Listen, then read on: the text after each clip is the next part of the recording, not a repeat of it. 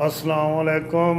उन्हें कहा सदा ना बागी बुलबुल बोले ते सदा ना मौज बहारां, सदा ना मापे हुसन जवानी ते सदा ना सोबत यारां। ते गल करन दा मकसद ये वे कि परदेस जिहड़ा वे परदेस बड़ा मुश्किल है।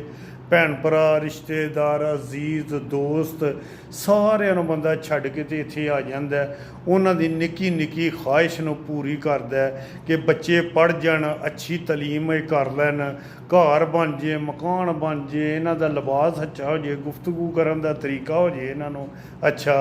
बंदे दियां ख्वाहिशां ਜਿਹੜੀਆਂ ने ना ਉਹ ਇਹੋ ਹੀ ने कि मैं परदेस च आया ना, मैं इत्थे दिन करा रात करा मजदूरी करा ओवर टाइम लावां, लेकिन मेरी जिहड़ी फैमिली है वो सुकून ना रहे। मेरी ये तकलीफ नहीं कि मैनू अज कल्ले नूं तकलीफ है, ये कोई तकलीफ नहीं। तकलीफ ये वे कि सारे बंदियां नूं तकलीफ होए तो फिर तकलीफ है। जे मेरे कल्ले दी तकलीफ है तो कोई तकलीफ नहीं।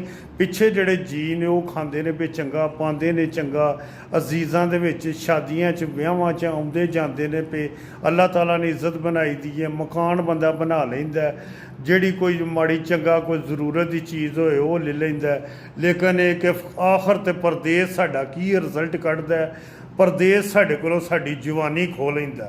साडियां वो जड़ियां मुहब्बतां ने, वो गल्लां बातां ने, वो प्यार है, वो सारा कुछ असी परदेस नूं आके ते दे जाने आ ते साडी वो जवानी जिहड़ी खो लैंदा परदेस। तो अल्लाह ताला दे अगे दुआ है कि अल्लाह ताला जिहड़ा वे परदेसियां दे उत्ते अपनी रहमत करे, अल्लाह ताला परदेसियां दे उत्ते करम करे, उन्हां दियां फैमिलियां नूं सुकून नाल मुहब्बत नाल रहन।